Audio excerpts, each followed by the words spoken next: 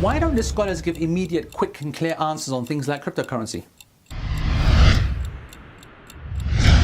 But it's obviously to try and save you money, right? Because imagine if they'd given you a quick, clear answer with Bitcoin at the end of 2017 and you put your life savings in and then look at the price now, you'd have lost everything, right?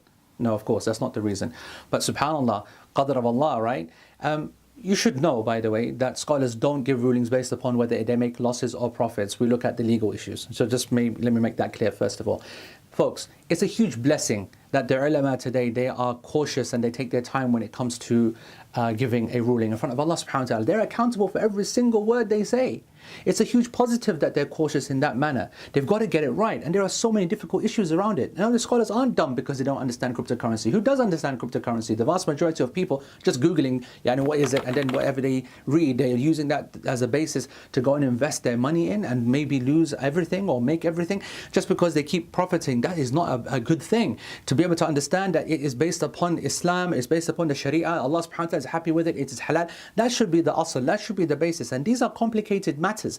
And yes, the scholars will differ over that, and that's a healthy sign. So do not be irritated by the fact that we take time to be able to understand these issues when the experts themselves are confused on it. Heads of financial institutions and economists themselves who are experts, they don't understand the full ramifications. And the scholars have to look at wider issues as well.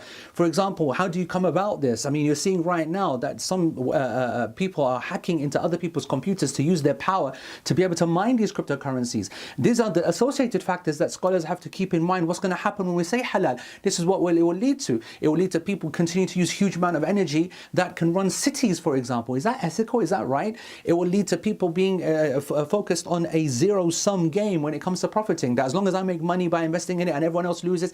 So there are wider issues. Is this thing zakatable? Can I invest in it? Is it like gold when you invest in it? Or is it like paper money? Meaning that it's something which if I have in my possession as my own personal mal, wealth, there's zakat upon it, and for example, other issues. OneCoin was touted as a cryptocurrency that Muslims should invest in, and immediately I said it was and I said it publicly that it was a pyramid scheme and it should be avoided. And people were so angry, and you're against the Muslims and you're always saying haram and you don't know anything, you're ignorant, blah blah blah, usual abuse.